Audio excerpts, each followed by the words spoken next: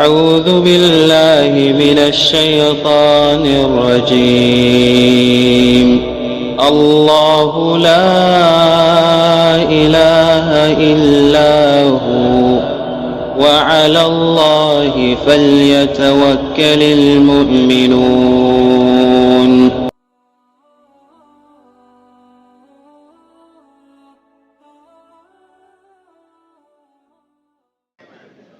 Mr. Chairman,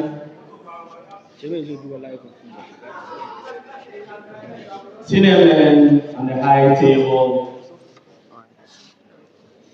wherever you go in any of the learning institutions, you realize that students in that institution do pay huge money to their lecturers directly or indirectly. Why is it so? And why is not vice versa? Mr. Chairman, similar thing is occurring in our various homes.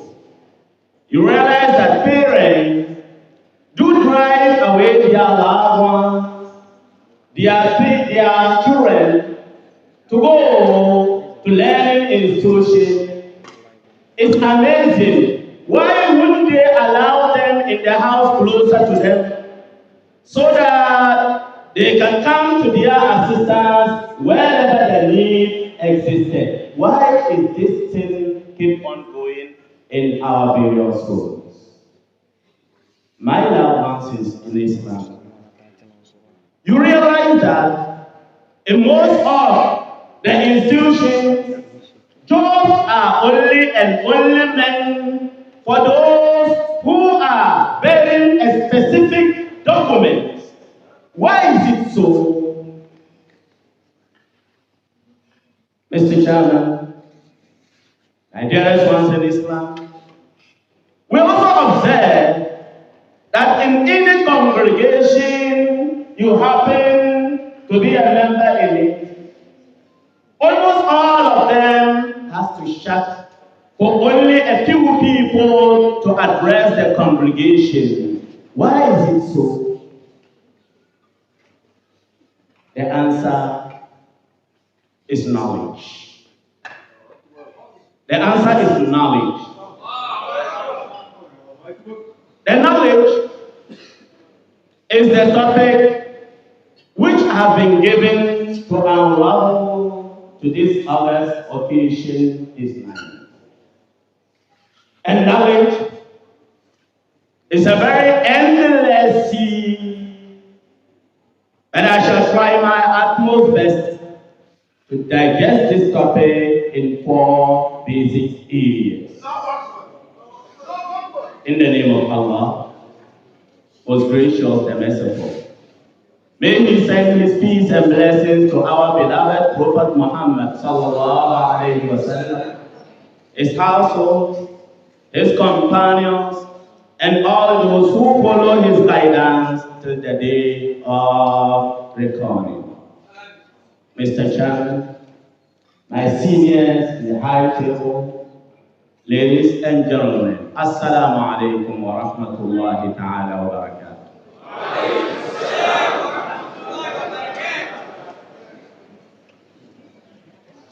I shall try my utmost best to look at this huge topic in 4 angles.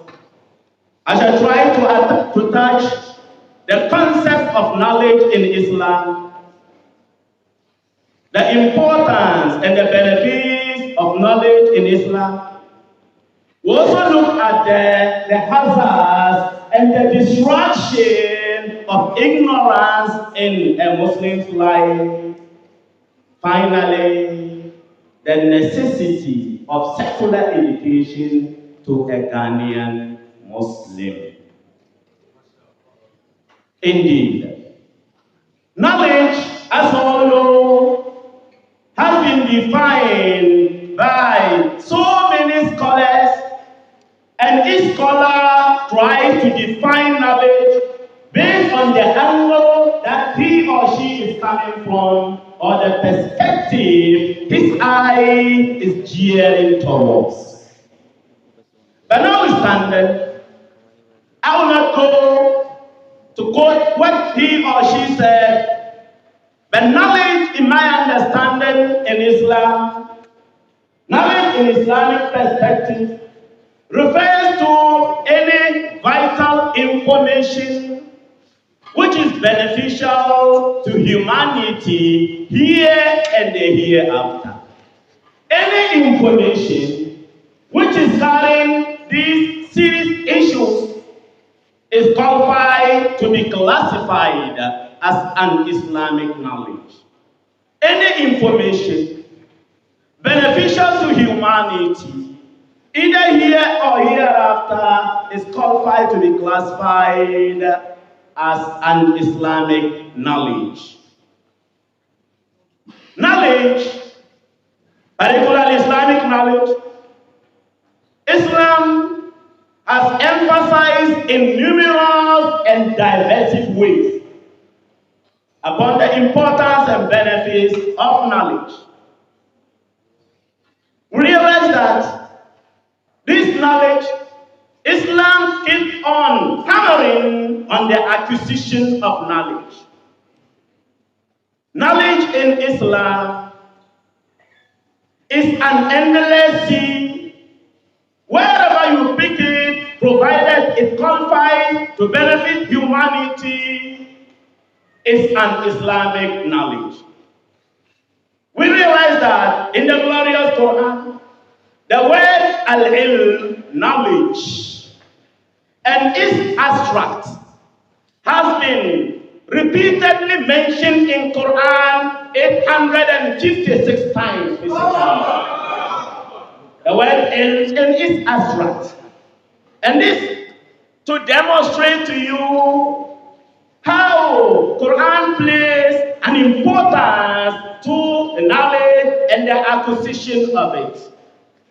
No wonder the first revelation Prophet ﷺ was to encounter with, it was about arise and seek knowledge, Iqra, which is a main tool of acquisition of knowledge. Read, proclaim, learn.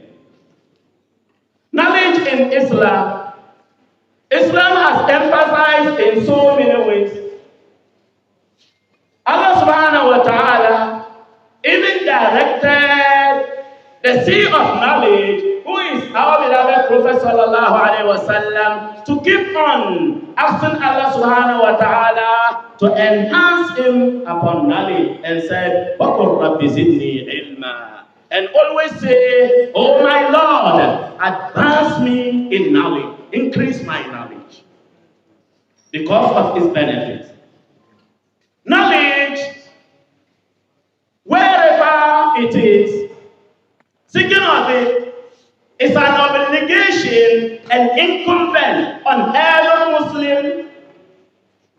Prophet ﷺ categorically said, طَلَبُ الْعِلْمِ فَرِيضَةٌ عَلَى كُلِّ مُسْلِمٍ وَمُسْلِمَةٍ. Seeking of knowledge, looking at it, running after knowledge is an obligation. It's compulsory on every Muslim. Notwithstanding, Islamic knowledge in general is something that Allah subhanahu wa ta'ala gives its benefit even after an individual demise. When a Muslim is no more, all the good deeds do come to an end. It ceases to reach him. Nay, knowledge. Except knowledge. When you left behind a good knowledge, a good information which benefits people, the reward unceasingly to penetrate to your graveyard. Prophet ﷺ said, إِذَا مَاتَ الْإِنسَانُ انْقَطَعَ عَمَلُهُ إِلَّا مِنْ ثَلَاثٍ. That whenever a human being is no more, all his deeds come to an end, except three.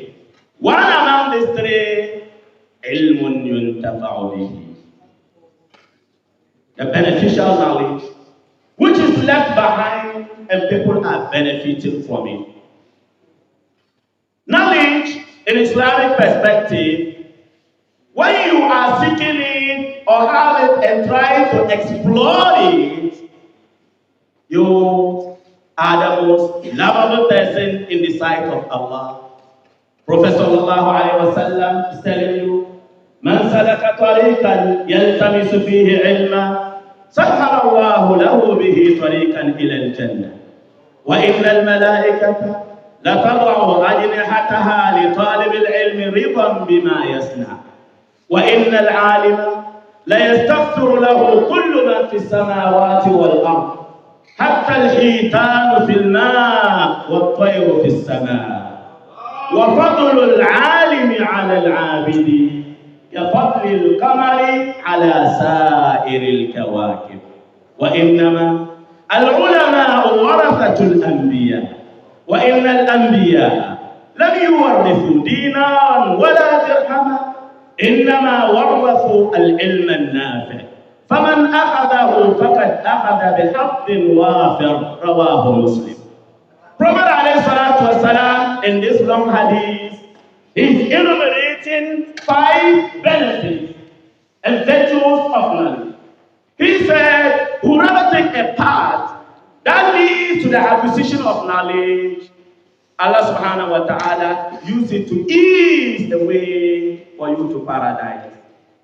And the angels, whenever they see a knowledge seeker, they lower down their wings to indicate their place for what you are doing. So it's amazing that whoever is going to signal it or coming back, that person is walking on the wings of an angel. Not only that a knowledge seeker, everything in this universe to seek forgiveness from Allah for such person.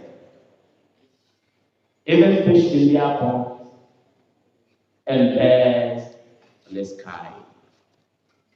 And the knowledgeable person, his superiority over a devout worshipper is just like the superiority of moon over all the stars. And the knowledgeable people are the inheritors of the prophets. And prophets have left behind only knowledge. Whoever picks it, indeed, such has taken a marvelous gift. It's narrated by Muslims. Knowledge, as we all know, particularly when it's related to Islam, is something which is considered as an act of worship in Islam. Because your existence, our existence, the purpose of human creation is to worship Allah subhanahu wa ta'ala. And there is no way one can worship Allah to please Him unless with knowledge. Hence, seeking of knowledge is compulsory binding every Muslim. The knowledge that we are talking about is not limited to any particular field. Islamic perspective in knowledge, the scope of it is very wide. The scope of Islamic knowledge has no limitation. Be it the religious knowledge, like the individual relationship to his creator, be it historical knowledge, like the history that we are learning. In fact, half or closer to 1/3 of Quran is full of the past important events. It's full of past important events which constitute the basics of history. Be it the learning of our immediate environment is part of Islamic knowledge. be it the society in which we dwell, is part of Islamic knowledge, be it in pondering the sky, the universe, and things around us is part of Islamic knowledge. Quran, Allah subhanahu wa ta'ala is telling you in Surah Al-Talaq, الله الذي خلق سبع سماوات ومن الأرض مثلهن يتنزل الأمر بينهن لتعلموا أن الله على كل شيء قدير وأن الله قد أحاط بكل شيء علما. Indeed, it's Allah alone who created the seventh heaven. There, we got the information that is seven. Seven heaven and likewise the earth. And it's also seven. He sent his jurisdiction within those creatures for you to understand, for you to know that Allah is capable of doing all things, and his knowledge encompasses everything. So the study of universe, Islam, Quran has laid foundations for it. The study of animals and the immediate environment, the Islam has emphasized on those things. In Surah Al-Ghashiyah, Allah subhanahu wa ta'ala is telling us, أَفَلَا يَنْظُرُونَ إِلَى الْإِبِلِ كَيْفَ خُلِقَتْ وَإِلَى السَّمَاءِ كَيْفَ رُفِعَتْ وَإِلَى الْأَرْضِ كَيْفَ نُصِبَتْ. Three solid things. أَفَلَا يَنْظُرُونَ. Don't they ponder on the camel how it's created? How it's created? Don't they ponder on the camel how it's created? Don't they ponder on this heaven how it's lifted? It lifted without any pillar supporting it. Don't they think about that? وَإِلَى الْأَرْضِ كَيْفَ سُطِحَتْ. Don't they also ponder on this heaven, on this earth, how it is spread? And this gives the basics of, be it astronomy or geography. People extract a lot of information from this. Islam knowledge or Islamic knowledge goes beyond that. Now, when you take the three categories of science that we have, be it pure science or natural science, you have Islam has commented a lot on this particular issue. The biology. Allah subhanahu wa ta'ala diverted a lot about the creation of humankind. The beginning, not only the beginning, what comes before the beginning, Mr. Chairman? What comes before the beginning? Allah subhanahu wa ta'ala is telling you, وَلَقَدْ خَلَقْنَا الْإِنسَانَ مِنْ سُلَالَةٍ مِنْ طِينٍ. This knowledge is beyond the biologist's knowledge. They don't know this. And that's the beginning. This is the basic. وَلَقَدْ خَلَقْنَا الْإِنسَانَ مِنْ سُلَالَةٍ مِنْ طِينٍ. Indeed, we have created mankind from the kind of clay. Part of clay. ثُمَّ جَعَلْنَاهُ نُطْفَةً فِي قَرَارٍ مَكِينٍ. And we have made it a sperm in a guarded place.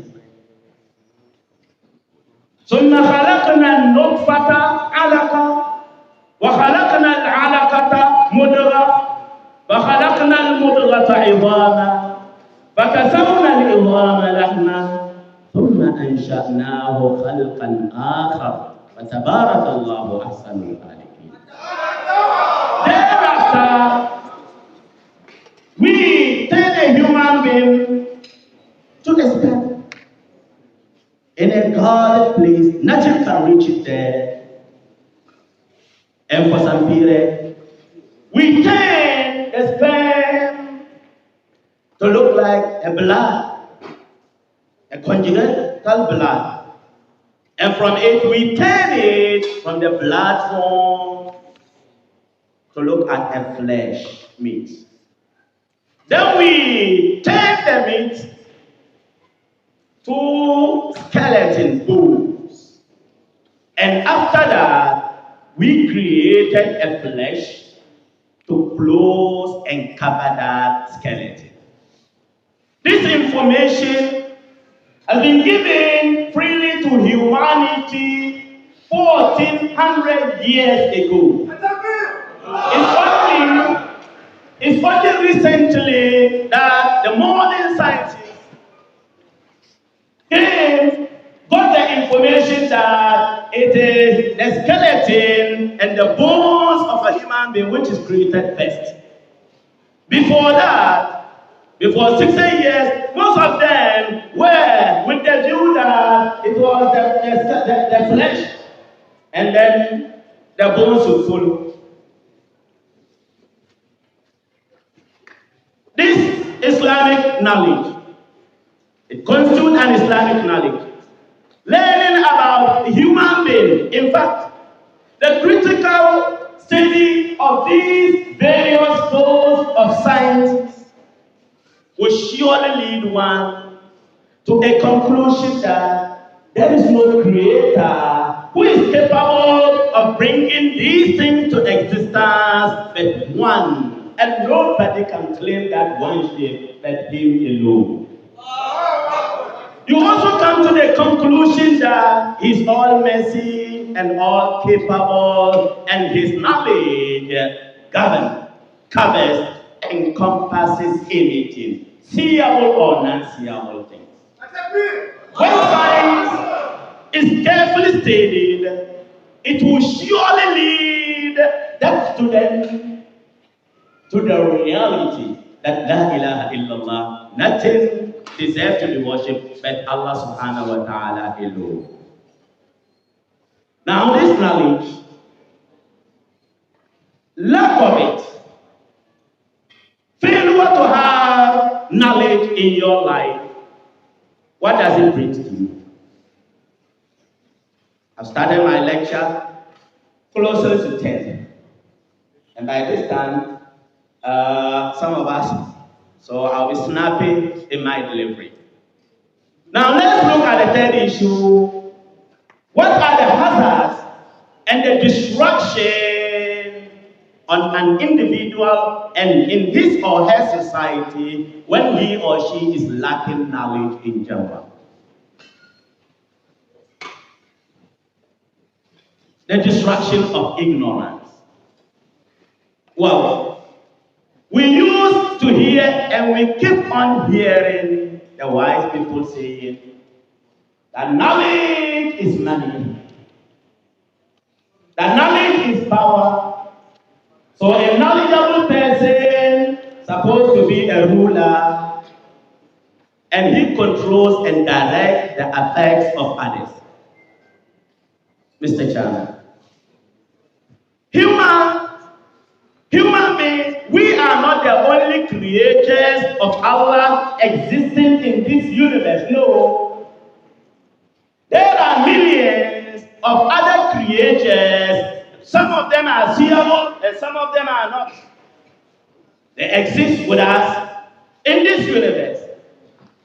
But a human being has the capacity and the control over most of other creatures in this universe because of what? Because of our strength? No. When you compare yourself to that of the hippopotamus in that village, really you realize that you are nothing. I'm nothing. So human beings, we have been able to control and supersede the other creatures living with us in this universe because of one thing: our ability to know, our ability to create knowledge, and our ability to use it. that makes human beings superior over the other creatures in this universe. The hazards of ignorance. Allah subhanahu wa ta'ala warned Prophet alayhi salatu wa salam by saying, فَلَا تَكُنْ مِنَ الْجَاهِلِينَ. Don't behave like an ignorant person. And it is directly telling you that ignorance is something that it is not an insult, but I think, Mr. Chairman, is tantamount to an insult. Nobody laugh. To be described as an ignorant person, even those who don't know, they don't want to be called ignorant people, do they? They don't want to be described as ignorant people. May what that word exists in all the dictionaries. May I know why? The hazards of ignorance. When we go back earlier to our beginning, our source, the very first people who gave birth to the entire universe, our grandpa Adam and Eve, they were able to send away from the glorious paradise. Allah created them and they were dwelling in paradise. Anything that they want, it was available. But Satan, because of the additional knowledge that he was bearing, which they don't have, he was being able to send them away, to expel them from the paradise based on the extra knowledge that he was having and they don't have it. He got closer to them and began to deceive them. So with knowledge, you can deceive anybody that you want. And this is what we are facing in the country. The most knowledgeable people, they are capable of deceiving others. The minister of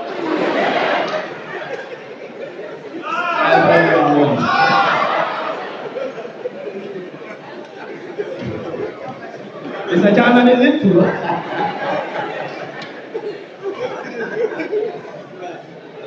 You see what? Do you know the information that I'm going to tell you? Huh? It's good that you don't know, so I won't tell you. The ministers and the top politicians, that's why they are called politicians, because most of them, they are good in telling lies. They'll come and explain. Non-existing economic theories, and you clap for them because of your ignorance. All what they are working is imbalance. It will never be equated to a unit number, but when you follow it critically, it will rather end up with cos 90, and that's big time. But yet, because of majority of people in the country, their inability to know the basics of these things, they will clap for them, and they will only realize that they call themselves a mess when these thieves occupy the big places. Adam was being expelled by Satan, because Satan, he was having an extra knowledge which Adam and Awal and Eve never had at that time. So he deceived them. He entered into paradise. Qala ya Adam, oh you Adam, ala adulluka ala shajaratil khuld. May I not lead you to a tree, that everlasting tree, eternal tree. When you eat it, you will live forever. You will not die again. وَمُلْكٍ لَا يَبْلَى. And the leadership has no end. And the nature of human being. So Adam followed him. He followed that master who is more knowledgeable than him. And finally, it rendered Adam where we all know. He was being expelled from paradise only to come to this earth with his family to suffer. Mr. Chairman, during the time of Moses, alayhi salatu wasalam, similar thing occurred. People were totally misled. They were worshipping Allah alone, but because they were accompanied with one person who was more knowledgeable than they do, he succeeded in turning their monotheism to polytheism. Moses was moving with Aaron and his followers. He got to a place and gave them an excuse. I want to go closer to that mountain to meet my Lord. To talk to Allah subhanahu wa ta'ala based on Allah's command. He said he should come. Moses left behind Aaron and the people, the followers. There was one man among them called As-Samiri, and this name Quran captured it. Called As-Samiri. This guy to them was more knowledgeable. They respect him a lot because of the knowledge that he was having. So after the disappearance of Moses, alayhi salatu wassalam, he got closer and asked them to lend him their ears and eyes so that he would demonstrate something for them to see. He made an activity on his own way and finally produced a cow from the fire. A small cow from the fire. He produced it. And they were looking at it, thinking that it was a cow. The more amazing thing was that this cow was also mooing. The voice that it brings out sounds like a cow. It was mooing. Samiri commanded the people and told them that Hada ilahukum wa ilahu Musa fanasi. Look, this cow is your Lord. Is your creator. And the creator of Moses. And the Lord of Moses, Fanasi. But Moses has forgotten that this Lord is here. He went far away, thinking that he's searching for a Lord. Thinking that he's searching for. Cecular, and they began to worship the cow. They began to worship the cow. He succeeded in misleading the people and leading them astray because of the extra knowledge that he was possessing and those people were not having. So the lack of knowledge, when it is lacking anywhere, that person or such person can be easily misled. Prophet ﷺ, he sent a group of companions for a mission. On their way back, one of them slept. And he had a dream. And he was injured during the fighting. He had a serious injury. And when he woke up, he realized that he had to bath before he can pray. So he approached one of them, who was indeed an ignorant person. He asked him whether if I'm permitted to perform tayammum instead of bathing. And the concept of tayammum is known. You use sand to perform ablution in the absence of water. In the absence of water. or in the availability of water, but it is non-usable, or in the availability of water, but it is not yours, or in the availability of water, but you can't touch it because it's too hot, or in the availability of water, but you can't get closer to it because it's too cold, or in the availability of water, but where it is not reachable, you can't get closer there.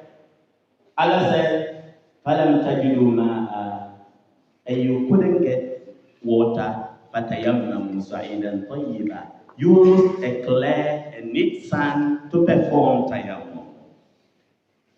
Now this man asks, "Am I even allowed to perform tayammum because this is my situation?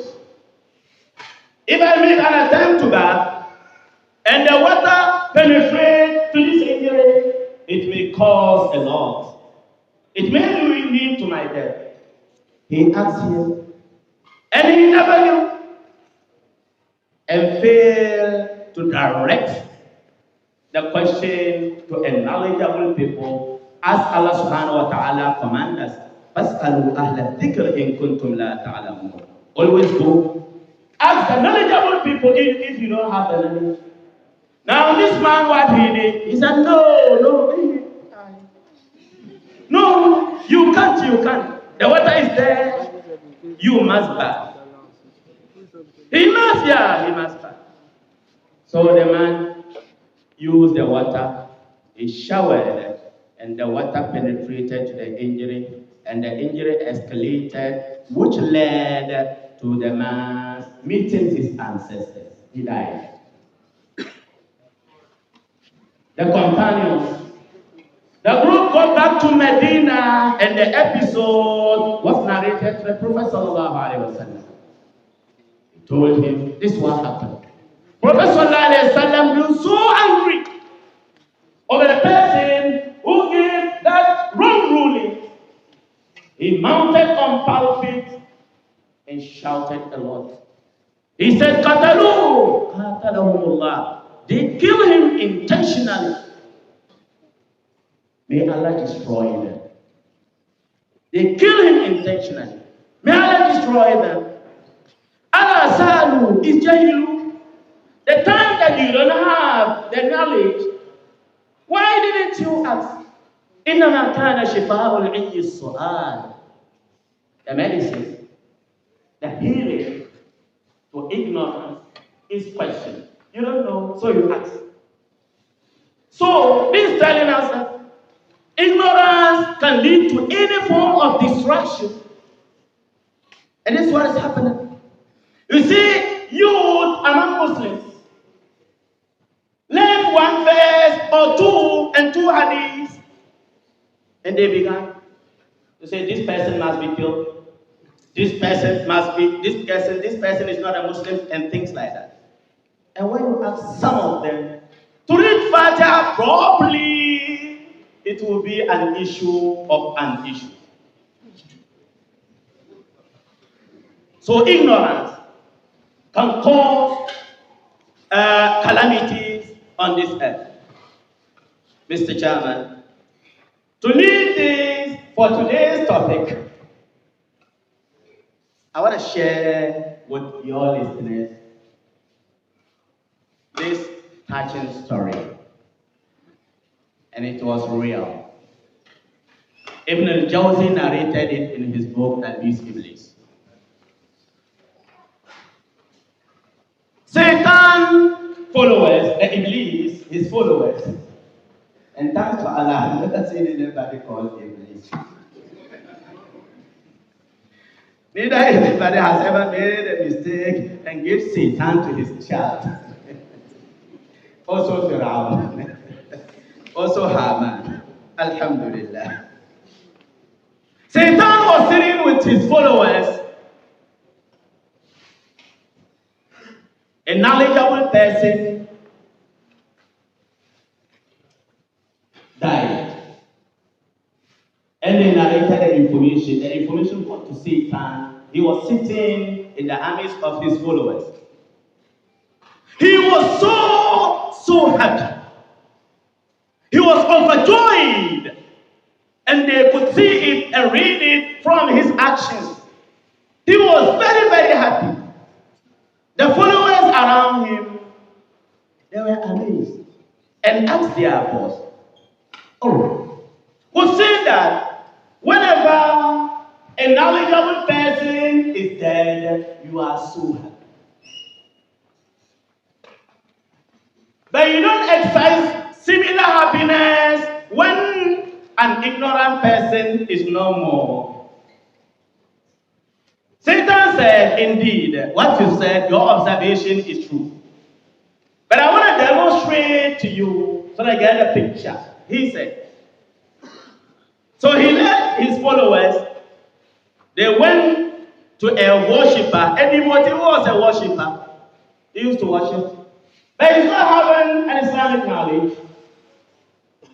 So he went to him and said, "I'm going to test this ignorant worshiper and test a knowledgeable person so that I see the difference and you can tell the reason why I used to be happy when such is no more and I don't feel like anything happened when such is no more." He approached the devotee worshiper who was not having the knowledge, the only worshiper. He asked him, "Please, who are you worshiping?" He said, "Allah." So where is that your Lord? He said, "He is the one in charge of all creation. He created everything. And his ability is endless." Satan said, "Fine. Is your Lord capable of creating anything that he wants?" The man answered, "Yes."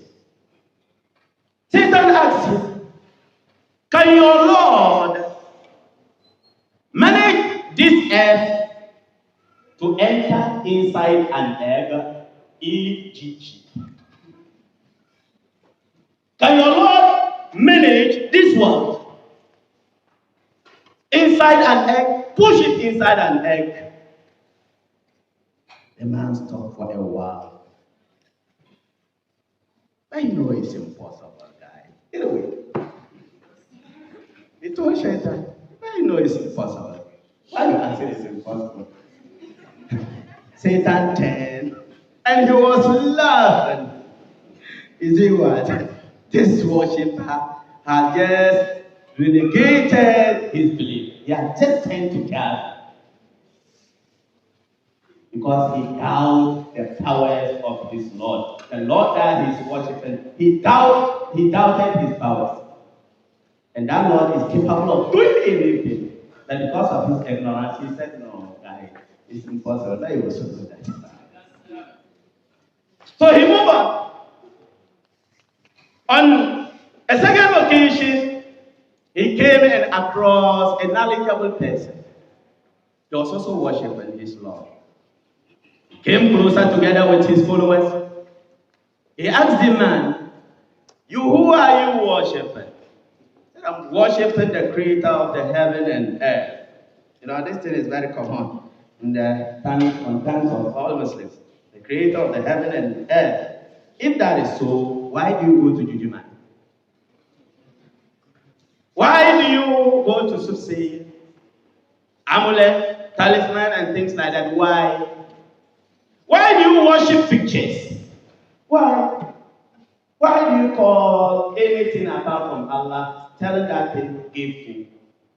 Why do you go to somebody's graveyard and be crying, "Please save me"? If he could save himself, will he have been in where?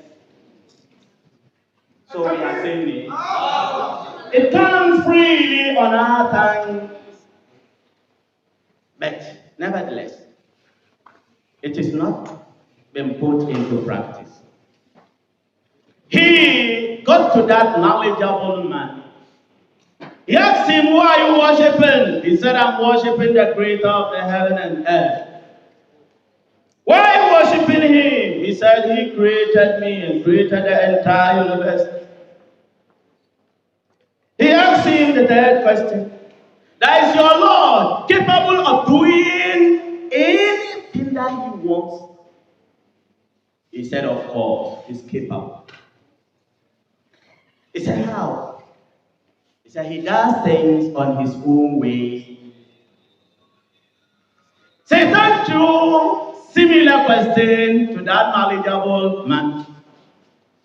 He asked him, can your Lord, the one that you are worshiping, is he capable of putting the entire universe?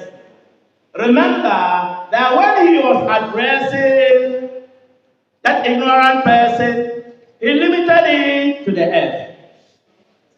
This time around, he wanted to make it more difficult to that knowledgeable person. He said, is your Lord capable of putting the heaven and earth, the entire universe, into an egg? Because you said he's capable of doing it. Is he capable, is your Lord? The knowledgeable man said yes. He's capable to do it. He is capable to do that. Satan said, let's demonstrate.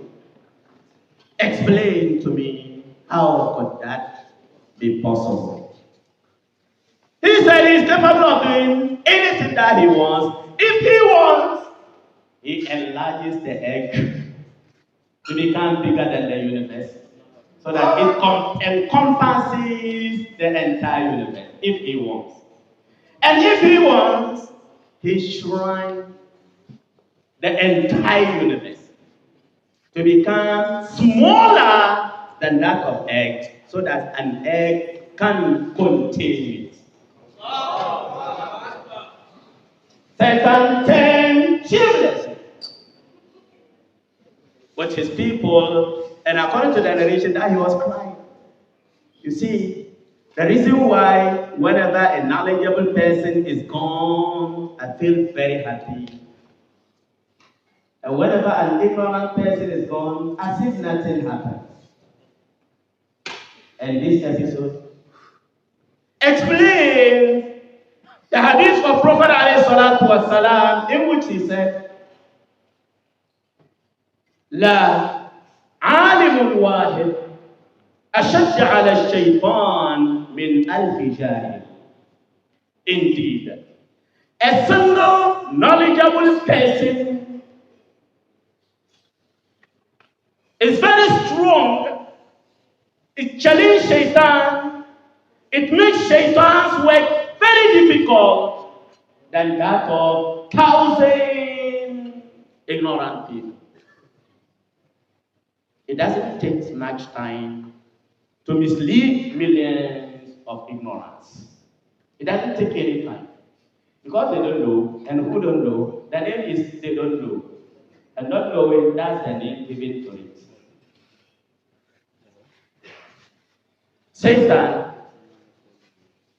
he made it clear to the people that any knowledgeable person, even if that person is a single person, he makes what I've been able to achieve hundreds of years in vain. It destroys all those things. Mr. Chairman, I'll seek your kind permission to go to today's or tonight's topic. Am I being allowed?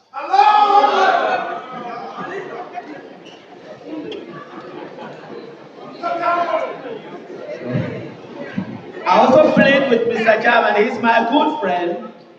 I love him for the sake of Allah. And I like his child Mubashir. Kindly give me extra 2 hours.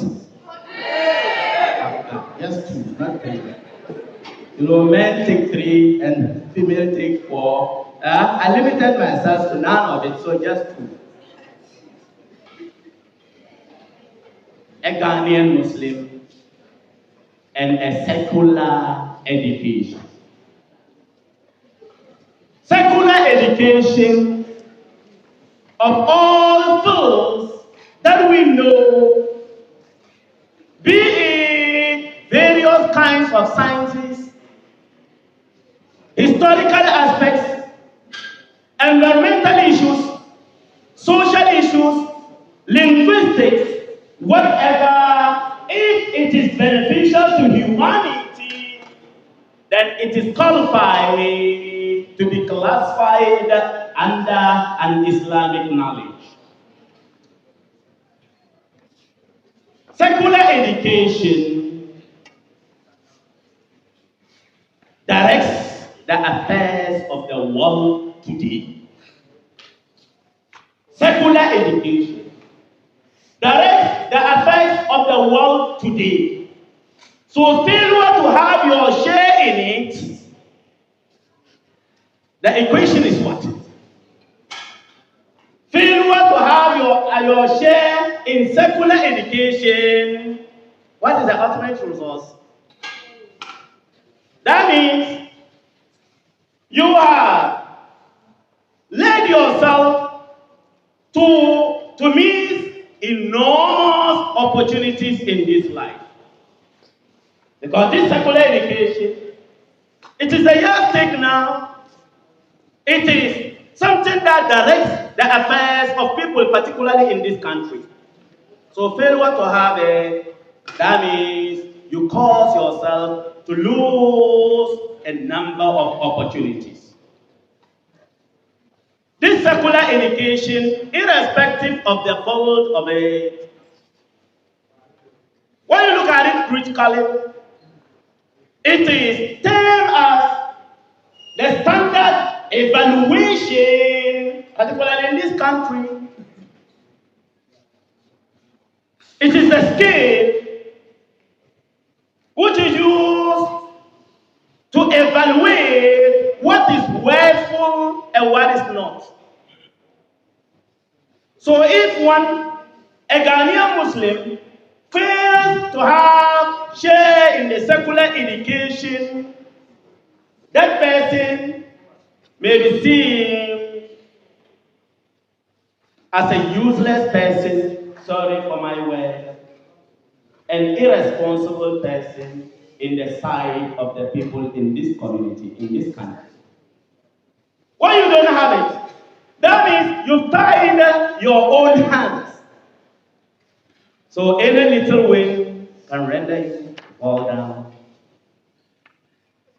It is what we use to evaluate a Muslim, a Ghanaian Muslim, like was any other Muslim in any part of the world.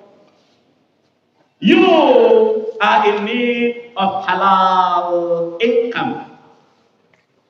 Each and every one of us in this country, we are in need of legal or halal income to take care of our challenges, for us to give, for it to give us peace of mind, to enable us to worship our Lord. Because an angry man,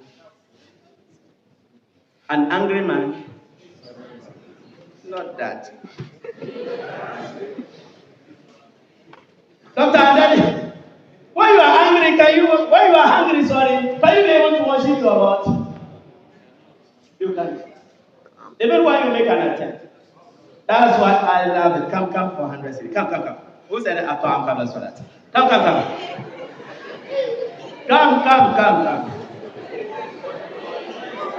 Mr. Chairman,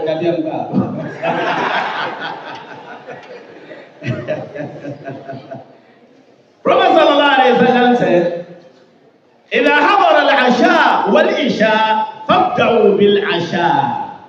When the Safa and Isha prayers are ready, both are ready, stand for Isha prayer, and your Safa is ready, you start with your Safa. Yes, Allah. This will give you peace of mind to be able to understand what you are mimicking. Sometimes somebody will be reciting, Alhamdulillah, and the mind is no more there. And the mind is the spirit of the salah. When your mind and your concentration is not with you, your salah is null and void. It's null and void. It's not accepted. So any Ghanaian Muslim, we are in need of that. We are in need of halal income. And there is no way in this country unless when you have been able to create your own job. There is a situation whereby you look up to the government or company to give you a job, you must be able to provide that specific document.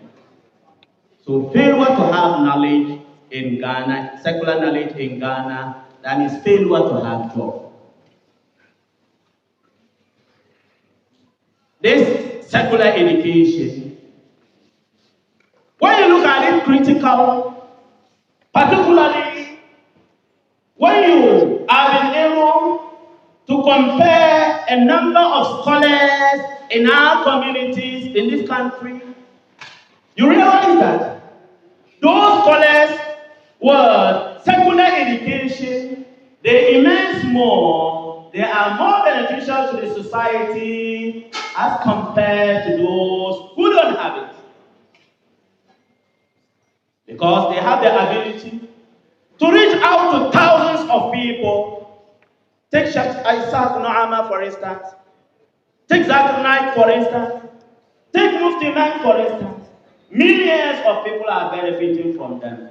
Whereas those without secular education, they may be more and more knowledgeable than the people that I've mentioned, but because of their hindrance in the secular education, whatever they preach, it remains in wherever they are or in their zombos.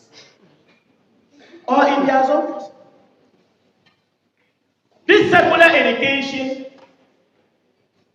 the meaning of it is English language. And when you have it, you can be able to control thousands, but millions of minds across the globe. Because that language has no limitation. Unlike those who are limited to only the Bani household, their preachings say at wherever they are. Hence, the secular education, it is not only a means of getting job or money, no, but it is also a very sharp tool for the propagation of Islam. Looking at your condition, this community, I think it will be extremely difficult for you to be rich in any of the Ghanaian languages because of the divergent terms that we have. But this English language has served as a banner, bringing all of us together. So it's a necessity for a Ghanaian Muslim to be able to do well in Ghana very well and live a better life as a Muslim in this country is a case of necessity for you to acquire a secular education. Mr. Chairman, it's very unfortunate and sad, but I must say it. Most of Islamic leaders in this country, whenever they mingle with others in different faiths, you will realize that the heads of the Islamic leaders are always down. And what is meant to be down is meant to be down. It's always down. You will see the scholars, the leaders of other faiths, explaining concepts, explaining, discussing things that are affecting the entire country. They discuss the social matters, they address the political issues, the financial issues, the economic issues, and things like that. And whenever it comes to some of Muslim leaders who are representing Muslims currently in the country, the best some of them could do is to be muted. When the discussion is over, you'll be called to recite Alhamdulillah Rabbil Alameen. That is what is happening. They may have better than what their colleagues has brought out, but how do you make it packageable? How do you make it consumable to the listeners? To the listeners. That some of them could do. Finally, they will come and recite Fatiha. You're surprised to see that most of the listeners, they don't understand what is going on. They only hear something, Amen. And this scenario is very unfortunate. We must change it. Let me hear that word. We must change it. And Islam is never meant to be second to any religion. No. It's never meant to be back. But it's only the attitude of some of them.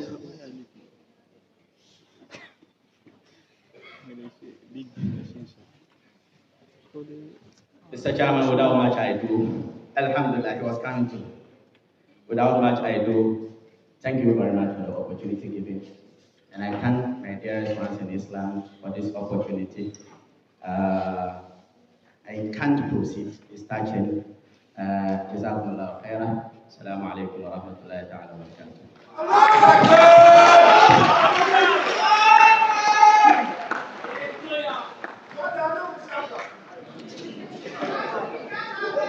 At the